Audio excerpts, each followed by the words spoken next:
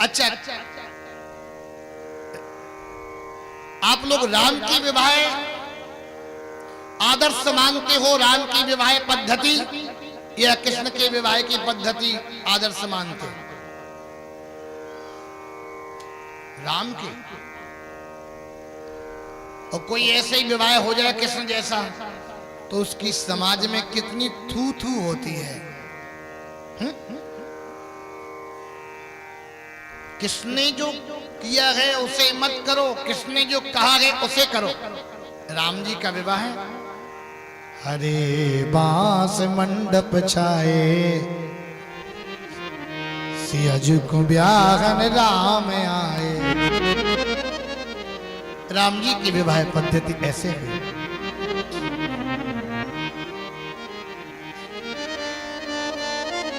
और वो विवाह का आनंद ही कुछ अलग होता है।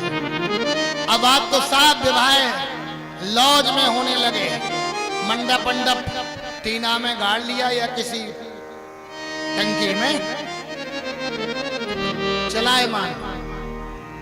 पहले हरी हरी पत्तल होती थी और हरा हरा धोना होता था, सातों मिठाई दोना भर जाता था। अब आजकल स्टैंडरी जब से चली ना, तब से दो ही, और बफा सिस्टम चल गया ना। बफर सिस्टम नहीं, ये तो कुत्त भोज है, खड़े खड़े खाओ, खड़े खड़े जाओ। उसी में से वो खा रहे, उसी में से वो खा रहे, न पूछना न कुछ, कोई औपचारिकता ही नहीं। नहीं तो होता था एक पूरी और ले लो, अरे एक और ले लो, एक एक प्लीज, एक और, एक एक एक। ना खा रहा होगा तो खा लेगा आदमी। हाँ?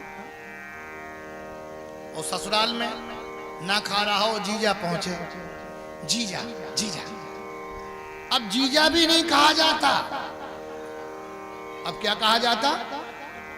जीजू। नई फैशन में। अब अच्छा, कुछ लोग तो जीजू होते हैं। अच्छा, जीजा जब तक जीजा जैसो ना लगे तब तक कहवे में अंदर से मन नहीं होता, कहना तो पड़ता ही है। और जीजा जीजा जैसो हो गए, पचपेरा टांगे चलो आ रहा हो जीजा, ऐसी मूछे हो गए। अब जीजा जीजा तो लगे। अब बेजीजा खत्म, मूछन वाले अब हो गए जीजू। अब बे जीजू भी खत्म, अब हो गए जूजू।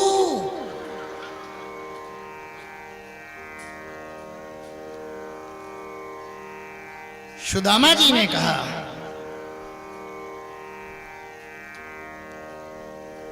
तुमने मुझे बुलाया नहीं। भगवान ने कहा 5 मिनट पहले कोई तैयारी नहीं थी, तत्काल में विवाह हुए ये सब।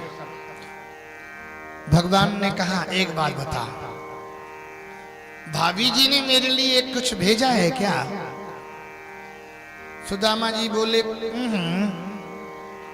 सोचने लगे, राज राजेंद्र द्वारकाधीश, अखिल कोटि ब्रह्मांड नायक, इनका वैभव,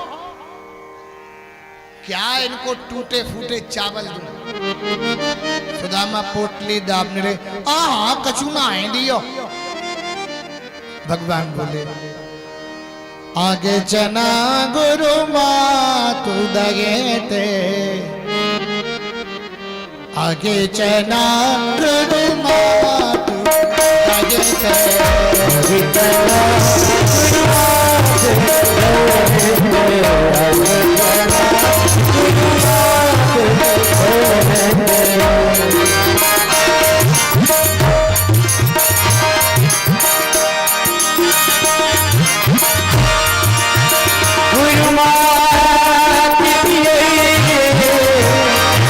गुरु मातु दगे ते।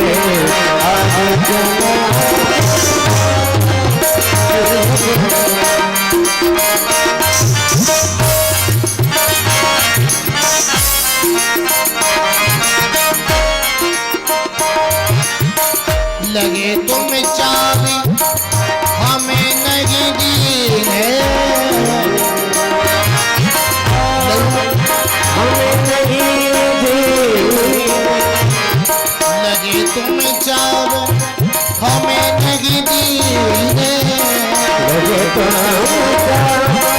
हमें नहीं चोरी की बात अब न तजी चोरी की बात अब तजी है चोरी की बात तजी है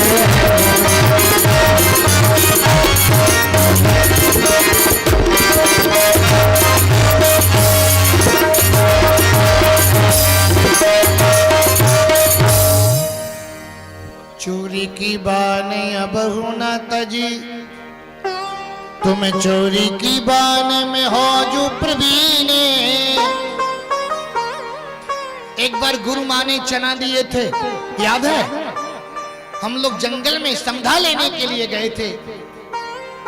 पहले गुरुकुल में रहते थे छात्र और विद्या अध्ययन करते थे।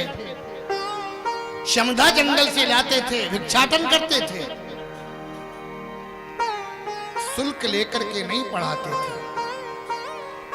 सेवा आराधना से गुरुदेव प्रसन्न होते और आशीर्वाद देते थे, जा तेरी विद्या फलवती हो। तो विद्या फलती थी। मेरे गुरुदेव जगत गुरु रामानंदाचार्य ब्रह्मलीन काशी पीठाधीश्वर स्वामी श्री हरियाचार्य जी महाराज आपके क्षेत्र में कई जगह वो आए हैं। इधर जसावली आदि उनकी कथा हुई है। भारत के चोटी के विद्वान थे। मैंने छात्र जीवन उनके चरणों में व्यतीत किया।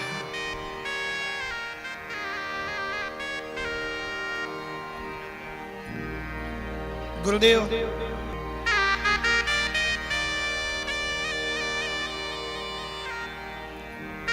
बहुत स्नेह करते थे, डांटते भी बहुत थे।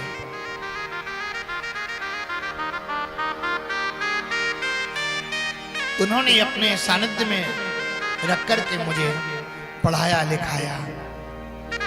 एक ही बात कहते थे, जहां भी रहोगे पढ़ लो, विद्या रहेगी तो सुखी रहोगे।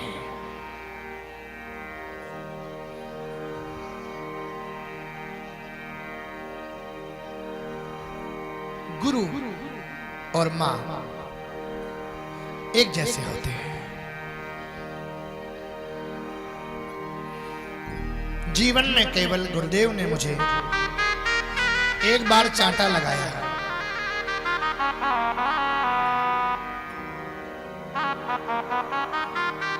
मैं बालक था, मैं रोने लगा।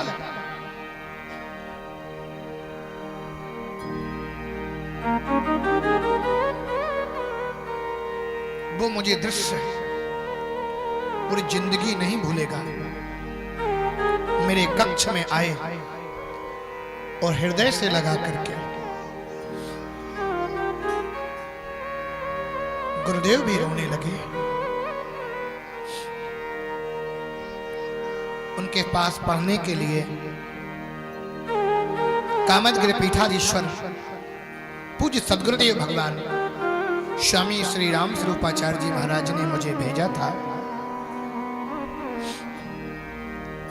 और गुरुदेव ने एक ही बात कही, तुम्हें इसलिए डांटता हूं, इसलिए फटकारता हूं कि तुम में प्रतिभा दिखाई पड़ती है, तुम प्रतिभाशाली हो।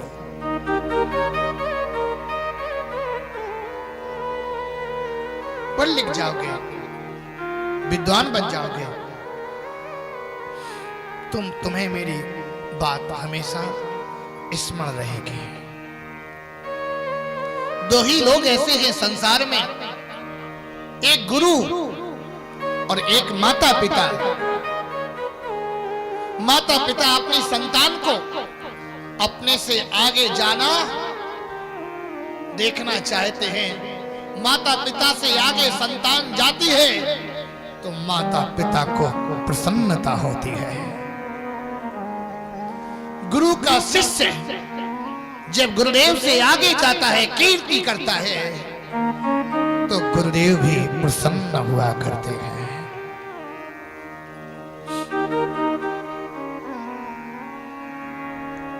आज वो नहीं है, लेकिन उनकी दी हुई विद्या, उनका दिया हुआ ज्ञान सारे जीवन मेरे साथ रहेगा। गुरु कुम्हार की तरह होता है। जैसे कुम्हार घट का निर्माण करता है और जब ऊपर से पीटता है, थाप देता है, नीचे से हाथ लगाए रहता है, कहीं घड़ा फूट न जाए, टूट न जाए। ठीक गुरुदेव की कृपा भी वैसे ही हुआ करती है। सोने को स्वर्णकार जब पीटता है, तपाता है, तो सोना रोता है, चीखता है, चिल्लाता है। सोने का आभूषण जब भगवान के गले में पहुंच जाता है, तो आभूषण हंस पड़ता है।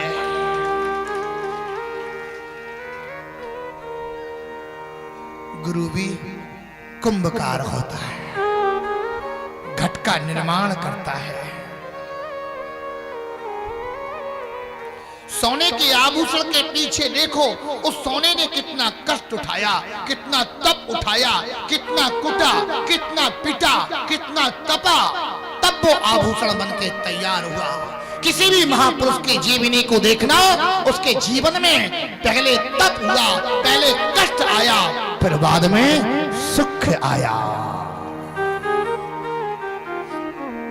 कोशिश करने वालों की